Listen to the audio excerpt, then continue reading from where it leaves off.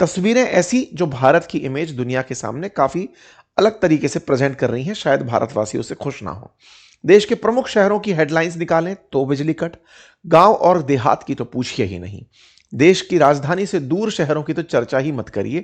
वहां पर तो पब्लिक ने इस समय जबरदस्त तरीके से गुस्सा ओढ़ रखा है कि आफ्टर ऑल बिजली कट क्यों हो रही है। असल में कुछ चर्चाएं ऐसी सोशल मीडिया पर तैरने लगी कि मतलब मेट्रो रास्ते में चलती हुई रुक गई, जिसके चलते लोगों को मेट्रो से उतर उतर के चलना पड़ा, क्योंकि दिल्ली और गुड़गांव की जो मेट्रोज हैं वो इलेक्ट्रिसिटी से चलती है और गुड़गांव की रैपिड मेट्रो का ये सीन सोशल मीडिया पर बहुत वायरल हुआ। तो देश में सुबह 10:50 पर दुनिया के 50 सबसे गर्म शहर भारत में ही थे।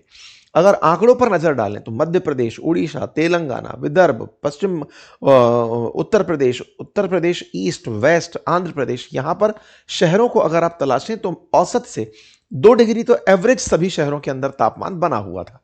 मतलब 45 डिग्री सेंटीग्रेड से ऊपर तापमान में आप लिस्ट निकालें तो भारत के शहरों के नाम मिल ही जा रहे हैं। हालात इसके चलते, क्योंकि जब तापमान बढ़ा तो फिर बिजली की आवश्यकता पड़ी, कूलर पंखे एसी चलाने की जरूरत पड़ी। कूलर पंखे एसी चलने लगे तो उसके लिए बिजली की जरूरत पड़ी, और बिजली की जरूरत पड़ी तो बिजली एकदम आवश्यकता में रूप जैसे ही बदली तो बिजली की कटौती शुरू हो गई, क्योंकि इतनी बिजली थी ही नहीं। दिल्ली, एनसीआर, उत्तर प्रदेश, हरियाणा, पंजाब, उड़ीसा, सब जगह एक सी हालत, बिजली कटौती की समस्या बिजली विभाग के सामने आकर खड़ी हो गई। अब सवाल यह बना कि साहब क्या यह आपको पता नहीं था कि बिजली की आवश्यकता पड़ेगी गर्मियों में? ये वैसी वाली बात है ना, जैसे हर साल पॉल्यूशन की खबर के बारे में आपको पता चलता है कि जनवरी, फरवरी दिल्ली के अंदर पॉल्यूशन की बात होगी। उस समय तैयारी क्यों करनी? जब गर्मी पता थी कि गर्मियों में दिक्कत आएगी तो दिक्कत क्या थी? तो दिक्कत समझो क्या हुआ।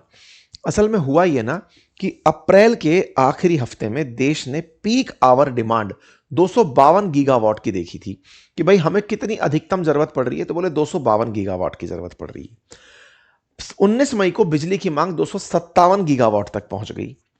फिर यह बढ़ते बढ़ते पहुंच गई 270 गीगावाट तक, जो कि पिछले साल से अधिक है। मतलब ऐसे समझिए कि हमारे देश के अंदर लगातार बिजली की जो डिमांड है ना, वो बीते 4 दिनों को अगर ट्रैक करो, 257, 60, 65, 70, 13 गीगावाट की बिजली की जो आवश्यकता है पूरे देश में, वो एकदम बढ़कर आई। पूरे देश की ऊर्जा आवश्यकता में ये जो अचानक हुई वृद्धि है, ये अचानक हुई वृद्धि दोपहर 2 से लेकर 4 बजे के बीच में देखी जा रही है। ये जो ग्राफ है ना, इसको मेंटेन नहीं किया जा रहा। मतलब समझिए, आप समझ रहे थे कि 250 तक पिछली बार जरूरत पूरी हो गई थी। इस बार जो बिजली की आवश्यकता बढ़ी, उस आवश्यकता की कैलकुलेशन ही नहीं थी कि इतनी जरूरत पड़ जाएगी। जब ऊर्जा आवश्यकता बढ़ना शुरू हुई, अब आप में से कुछ लोग कहेंगे कि क्यों बढ़ना शुरू हुई बिजली की आवश्यकता? मशीनों में फॉल्ट आ गया क्या? मीटर फॉल्टी लगे थे क्या? उसकी वजह से नहीं। आप देश के अंदर आप तरक्की भी जब कर रहे हैं, हर साल आप बता रहे हैं जीडीपी ग्रो हो रही है, तो लोगों का लिविंग स्टैंडर्ड भी बढ़ रहा है, और ऊपर से जलवायु की वजह से तापमान भी बढ़ रहा है। बढ़ते तापमान के कारण, बढ़ती गर्मी के कारण उसको काउंटर करने के लिए लोग चाहते हैं कि हमारे पास कोई तो सुविधा हो। अब उस सुविधा को परचेज करने के नाम पर कूलर, एसी, पंखों की मांग हर साल बन रही है। ये तो है नहीं कि एक पिछले साल बिक गए तो आगे नहीं बिकेंगे। हर साल नए नए कूलर, एसी जुड़ते चले जा रहे हैं। तो जितने बिक गए अब नए ऐड और हो गए। इन सब का आंकड़ा बिजली विभाग को भुगतना है। अब सवाल यह है कि साहब बिजली विभाग ने क्या ये सर्वे नहीं कराया कि इस साल कितने कूलर पंखे बिकेंगे? बस यही तो हमारे देश में नहीं होता है। यहां पे पहले आग लगती है, फिर कुआं खुदता है। अदरवाइज ये बहुत आसान था पहचानना कि कहां से क्या निकल रहा है, बाजार में क्या डिमांड है, हर साल का कितना ग्रोथ हो रहा है, तो इतना आगे चल के कितनी ग्रोथ होगी, उन सब पर हमारे देश में बातें होती नहीं है। तो फिलहाल के लिए स्थितियां ऐसी बनती हैं कि बीते 4 दिन में अचानक 13 गीगावाट बिजली की आवश्यकता पैदा हो गई, और यह आवश्यकता की पूर्ति नहीं हुई तो बिजली चली गई। उसके कुछ नमूने मैं आपको दिखाता हूं। गुड़गांव की अगर हम बात करें तो यहां पर बिजली की मांग 2372 मेगावाट तक पहुंच गई, जो अब तक के सभी आंकड़ों को पार कर गई है। 2372 मेगावाट की बिजली की आवश्यकता 2024 में ये 2332 मेगावाट पे थी। ये पहुंच करके इस बार 2372 मेगावाट तक हो गई। मतलब यूनिट्स में अगर बात करें तो 1.92 करोड़ यूनिट इसकी आवश्यकता एक दिन के अंदर, यानी थर्सडे अकेले में इतनी बिजली की आवश्यकता महसूस की गई। बस उस आवश्यकता की पूर्ति नहीं हो पाई तो ट्रांसफार्मर्स फूक गए, सब स्टेशंस में आग लग गई, 7 सब स्टेशंस बंद हो गए। जिसका परिणाम ये निकला कि गुड़गांव, भारत का एनसीआर का सबसे प्रगतिशील शहर, उसने रैपिड मेट्रो के यात्रियों को सड़क पर उतर कर आते हुए ऐसे देखा, जिसकी कई जगह चर्चाएं हुई कि बताइए कैसा प्रबंधन है कि यही नहीं पता था कि आपदा आ रही है। किसी ने इसकी चर्चा ही नहीं करी। 7 सेक्टर में 15, 38, 44, 46 यहां पर बिजली की सप्लाई पूरी तरह ठप मार गई। इसकी चर्चा फिर सोशल मीडिया पर होना शुरू हुई। लोगों ने अपनी अपनी प्रतिक्रियाएं लिखना शुरू करी। जब प्रतिक्रियाएं आना शुरू हुई तो पता चला पंजाब में भी, मध्य भारत में भी इसी तरह की चीजें देखी जा रही हैं। बहुत सी जगह की हेडलाइंस बनने लगी कि पावर डिमांड अचानक बढ़ गई है। गांवों में तो हालत इतने खराब है कि 10 से लेकर 15 घंटे तक बिजली की कटौतियां चल रही हैं। लोग प्रोटेस्ट कर रहे हैं। जौनपुर, आजमगढ़, बलिया की जनता सड़कों पर, ये आप यहां पर एक ट्वीट देख सकते हैं, अमेठी का यहां से ट्वीट देख सकते हैं। तब सभी शहरों में जनताओं की जो परेशानी है उस सड़कों के ऊपर उतरते हुए लोगों को आप देख सकते हैं। और इसमें जो जन परेशान हो रहे हैं, यहां पर सत्ता पक्ष हो या विपक्ष, सब इस पर प्रतिक्रिया दे रहे हैं। उत्तर प्रदेश की तस्वीरें बहुत ज्यादा वायरल हो रही हैं। बिजली कटौती ऐसे दौर में जब सरकार ये कहे कि हमने हर गांव में बिजली पहुंचा दी, अपने अपने वादों में ये कहे कि हमने अपनी तरफ से बिजली की आपूर्ति 24/7 सुनिश्चित कर दी, उसके बाद 10-10, 12-12 घंटे अगर बिजली नहीं पहुंचती है तो यह व्यवस्था में कुप्रबंधन को दर्शाती है कि आप देश को दूसरे विकल्पों के रूप में तो बता रहे हैं कि कोयले से हम लोग बिजली नहीं, अब तो सिनगैस भी बनाएंगे। ये सुनकर अच्छा लग रहा है, लेकिन बिजली के लिए लोग आंदोलन कर रहे हैं, ये बड़ा सवाल है। मिलाकर के बिजली की सुर्खियां हेडलाइंस बन चुकी हैं और उन हेडलाइंस ने देश में एक बड़ा सवाल खड़ा कर दिया है कि जब देश की उत्पादन क्षमता 533 गीगावाट है तो हम 270 गीगावाट बिजली कैसे सप्लाई नहीं कर पा रहे। हमारे आंकड़े बताते हैं कि national power portal, central electricity authority के अनुसार भारत 533 गीगावाट बिजली उत्पादित करता है, यानी कि 5,38,000 मेगावाट का उत्पादन है हमारे पास, क्षमता है हमारे पास। तो क्षमता है तो उसका दोहन क्यों नहीं हो रहा? और इस क्षमता में भी कोयले से बनी बिजली हमारी 42 से 43% ऊर्जा की आपूर्ति करती है। आज हमारे सोलर की वजह से जो बिजली उत्पादन है, वो सोलर कैपेसिटी भी 28.21% हमारा बिजली आपूर्ति है। 533 गीगावाट बिजली उत्पादित कर सकते हैं, ये क्षमता है, तो ये क्षमता पिट कहां रही है? माना कि ऊर्जा की आवश्यकता बढ़ी है, आधी की आवश्यकता पूर्ति नहीं हो पा रही है। 533 गीगावाट आप दिखा रहे हैं, 270 कर नहीं पा रहे हैं, फेल कहां मार रहे हैं? अब उस पर आइए।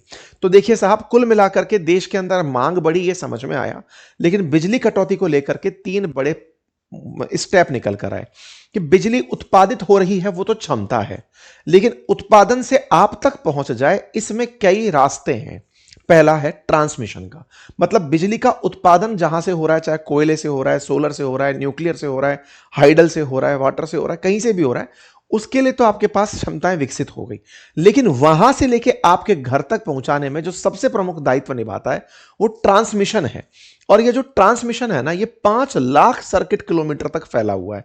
यानी कि जहां से, क्योंकि कोयले की जहां से थर्मल बिजली पैदा हो रही है, वहां से आप तक पहुंचाने में हो सकता है उड़ीसा में पैदा हो रही हो, आप गुजरात में रहते हो, तो वहां तक लाइट को ले जाने में बहुत छीजत होती है।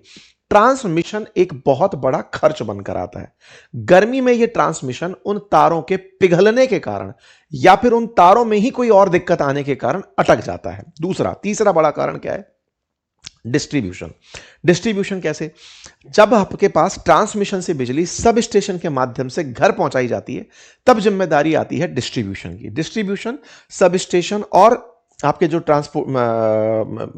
ट्रांसफार्मर्स हैं, बिजली लाइंस हैं, इनके थ्रू होता है। जब इनके थ्रू होता है तो अचानक किसी क्षेत्र में बिजली की डिमांड बढ़ने पर, जैसे कहा गया कि 2 से 4 बजे का, दोपहर 2 से लेकर 4 बजे के बीच में अचानक बिजली की आवश्यकता महसूस होती है, क्योंकि तापमान उसी समय धरती का सबसे अधिक होता है।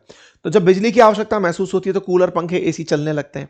सब स्टेशन पर उस समय बढ़ा हुआ दबाव, मतलब 533 गीगावाट आपके पास है, 270 की मांग है, पूर्ति क्यों नहीं हो पा रही? बोले साहब, जिस समय ऊर्जा की आवश्यकता होती है वो पूरे देश में एक साथ होती है। वो मांग इक्वली 24 घंटे में डिस्ट्रीब्यूटेड नहीं है कि साहब इतने घंटे पर आवर के हिसाब से चलेगी। ये वैसी वाली बात है कि एकदम सभी लोग, ये वैसे स्थिति को समझें कि बैंक में किसी एक ही घंटे में सारे कस्टमर्स, जबकि उस बैंक के पास इतना पैसा है कि वो सभी कस्टमर्स का पैसा अदा कर सकती है दिन भर, अगर वो 12 घंटे विंडो खोल के रखे तो। लेकिन 12 घंटे में आने वाले सभी क्लाइंट अगर 2 ही घंटे में आ गए तो वहां कियोस पैदा होगा और उस कियोस की स्थिति में कुछ तो लापरवाहियां होंगी। वैसी स्थिति बिजली के साथ उत्पन्न हो रही है कि 24 घंटे के लिए बिजली उपलब्ध है, लेकिन उस 2 घंटे में जैसे ही डिमांड बढ़ती है, सिस्टम पर लोड बढ़ने लगता है और वो ट्रांसफार्मर से बिजली ऑटो कट हो जाती है या फिर वो फूक जाती है, पावर का वो ना उठा पाने के कारण निकल जाती है। ये सबसे बड़े प्रॉब्लम्स में से निकल कर आया। यदि ये इक्वली डिस्ट्रीब्यूट होता तो फिर इसका पॉइंट निकलता। फिर सवाल बना तो इसका क्यों नहीं तैयारी करके रखा गया? बिल्कुल सही बात है, जब लोड बढ़ता है तो लोड शेयरिंग के लिए आप और ट्रांसफॉर्मर्स लगाइए और केबल्स लगाइए और ज्यादा सब स्टेशन को मजबूत करिए। तो यह काम इसलिए नहीं कि कारण पता चल गया तो अब बिजली मत दो साहब बढ़िया हो गया, लेकिन आपको कारण पता चला, उसके पीछे भी पर्यावरण है कि यह तापमान की गणना सेट नहीं हो रही थी। मतलब हीट वेव होगी तो 2 से 4 के बीच में इतना डिग्री टेम्परेचर की बढ़ने से इतनी आवश्यकता बढ़ेगी। तो इसका मतलब क्या हुआ कि बिजली पर जो आया असर है ना, उसमें एक कहानी जलवायु ने भी रोल प्ले कर दी कि इन दिनों चल रहा है नौतपा। टेम्परेचर उत्तर भारत में जैसे ही बढ़ा और औसत से जिस तेजी से बढ़ा, दुनिया के 50 गर्म शहरों में भारत के शहरों का नाम होना यह दर्शाता है कि तापमान से ऊर्जा आवश्यकता और बढ़ी। तो तापमान ने विभागों को कैलकुलेट करने का अवसर नहीं दिया। जो था अवसर वो यही था कि 260 गीगावाट की जरूरत पड़ेगी, दे देंगे, या 270 गीगावाट की आवश्यकता पड़ गई। तो वो सारी की सारी चीजें लैंड कैसे हुई वो मैंने आप लोगों को बताया कि डिस्ट्रीब्यूशन का क्या असर पड़ता है। कुछ इस तरह से आग ट्रांसफार्मर्स में लग जाती है। उम्मीद है कि आपको ये कारण तो पता चला हो, लेकिन कारण पता चले इससे यह मतलब नहीं निकलता कि आप ये मान करके कि अब कारण पता चल गया चलो साहब बिजली मत देना। वास्तविकता यह है कि सरकार के पास इतने उन्नत किस्म के आईएमडी जैसे डिपार्टमेंट हैं जो आपको बता रहे हैं कि क्या विभाग मौसम क्या से अनुमानित कर रहा है, टेम्परेचर का क्या होना है, बारिश का क्या होना है, गर्मी का क्या होना है। तो यह आवश्यकता बिजली विभाग को भी पता होनी चाहिए थी। देश की तरक्की के साथ उन्हें भी जुड़ना चाहिए था कि लोग बढ़ेंगे तो आवश्यकता बढ़ेगी, तो उसकी तैयारियां रहनी चाहिए थी। डिस्ट्रीब्यूशन हो, सप्लाई हो, इसे आवश्यक है कि मजबूती से मजबूत किया जाए। सरकार के लक्ष्यों को प्राप्त होने में गर्व की अनुभूति करना समझ में आता है, लेकिन जब जनता परेशान होती है तो सवाल निश्चित ही आवश्यकताओं के साथ साथ उन लोगों से किया जाता है जो जिम्मेदार हैं, और सरकार को अपनी जिम्मेदारी यहां पर भरपूर तरीके से निभानी चाहिए। उम्मीद है कि आपको यह जानकारी समझ में आई होगी, कहानी क्या है वो समझ में आया होगा। आगे क्या होगा तो टेम्परेचर 28 मई तक आपको परेशान करेगा। अचानक ये सारी सुविधाएं तो विकसित हो नहीं जाएंगी। 7 दिन में स्वतः ही जब टेम्परेचर नॉर्मल होने लगेगा, उसके बाद ऊर्जा की सप्लाई प्रॉपर होने लगेगी। तो ये एक पीक पीरियड चल रहा है। आपको ऐसी घटनाएं हो सकता है आगे भी सुनने को मिलती रहें। फिलहाल के लिए इतना ही। जानकारी पसंद आई हो तो साथियों से साझा करें, चैनल पर नए हैं तो सब्सक्राइब कर लें, और हाँ, गर्मियां परेशान कर रही हैं तो निश्चित ही आप उसके इलाज के लिए सरकार से डिमांड करें, लेकिन गर्मियों में सदुपयोग समय का करना है, ग्रीष्मकालीन अवकाश में। तो आइए एआई की क्लासेस पढ़ते हैं, कुछ सीखते हैं। धन्यवाद।